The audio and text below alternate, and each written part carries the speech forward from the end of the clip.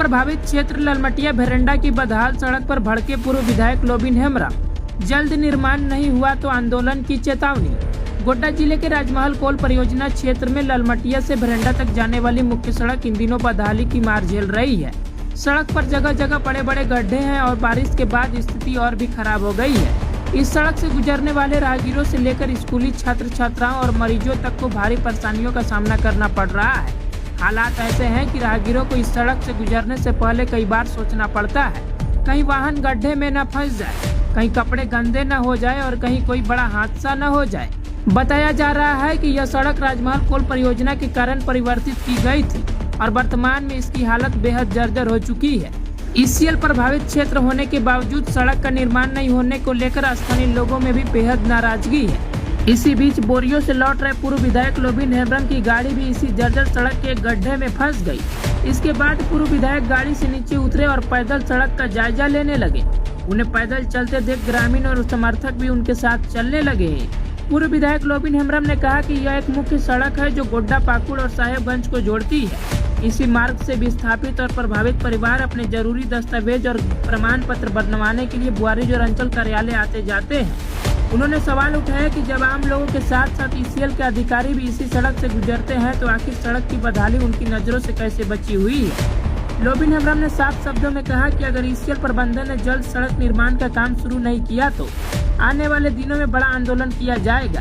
फिलहाल ललमटिया भेरंडा सड़क की बदहाली को लेकर सवाल अब सीधे ईसीएल प्रबंधन और जनप्रतिनिधियों से पूछा जा रहा है। स्थानीय लोगों का कहना है कि सालों से जर्जर सड़क के कारण आम जनता परेशान है, लेकिन अब तक अस्थायी समाधान नहीं हो सका है। हालांकि इस सड़क की जर्जर हालात पर क्षेत्र के सांसद विजय हांसदा और विधायक धनंजय सोरेन अब तक चुप्पी साधे हुए हैं। ऐसे में बड़ा सवाल यही है कि आखिर कब तक इस सड़क का निर्माण होगा और कब लोगों को गड्ढे से भरी इस सड़क से राहत मिलेगी।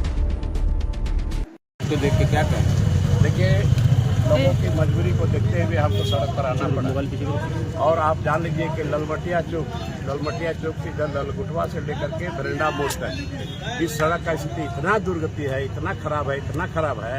यहाँ आते जाते हम 1700 को देखते हैं, उस समय वो लोग मैंने एक साइड डूब के भाग जाती है, इतना छीटा पड़ता है और आम पब्लिक को भी बहुत कष्ट होती है। गाड़ी वाले को भी, मोटरसाइकिल वाले तो बहुत बार हमने गिरते हुए देखा, लेकिन हमको समझ में नहीं आता है ये ईसीएल का आदमी क्या करता है, ये मैनेजमेंट का आदमी क्या करता है। आज यहाँ डीएमएफटी का पैसा, सीएसआर का पैसा क्यों नहीं रोड बन रहा और इसी रोड से अधिकारी लोग पार होते हैं, सारे लोग पार होते हैं, लेकिन किसी का नजर नहीं है।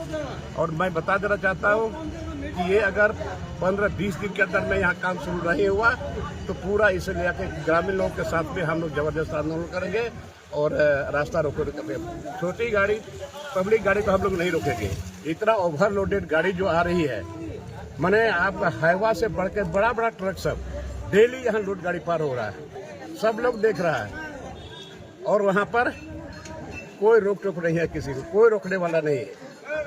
मैंने धड़ल्ले से गाड़ी, एक तो मैंने इतना साउंड पोल्यूशन होता है और इतना डस्ट पोल्यूशन और अभी पानी में ये पानी का छींटा लोगों को लगता है, इतना लोगों को कष्ट है, लेकिन ईसीएल का ध्यान में नहीं है। इसलिए आज ईसीएल मैनेजमेंट को हम कहेंगे, क्योंकि यहाँ पर स्टेट गवर्नमेंट का पैसा खर्च नहीं होगा, क्योंकि ये प्रभावित इलाका है और विस्थापित इलाका है। यहाँ विस्थापित लोग रहते हैं, प्रभावित लोग भी हैं, बहुत कष्ट है लोगों को और मैनेजमेंट चुपचाप है। कहाँ चला गया फंड, कहाँ डीएमएफटी फंड है। कोयला हमारे जमीन से, यहाँ का जमीन से कोयला निकलेगा, इतना प्रोडक्शन होगा और यहाँ पर सड़क का स्थिति आप देख लीजिए। इसलिए 20 दिन के अंदर में काम अगर यहाँ शुरू नहीं होगा तो 21, 22, 23 तारीख से फिर हम लोग यहाँ पर आने वाले अगस्त में हम लोग यहाँ पर जम करके ग्रामीणों के साथ यहाँ आंदोलन करेंगे और जितना लोडेड गाड़ी है, जितना पत्थर का गाड़ी है, कोयला का गाड़ी है, सबको हम लोग रोक देंगे। आम पब्लिक को हम लोग छूट देंगे। छोटी गाड़ी आम पब्लिक लोगों के लिए, उसके लिए छूट है, उसको कोई दिक्कत नहीं है, लेकिन इतना लोडेड गाड़ी के चलते इस सड़क का इतना दुर्दशा हुआ है, इसको हम लोग बर्दाश्त नहीं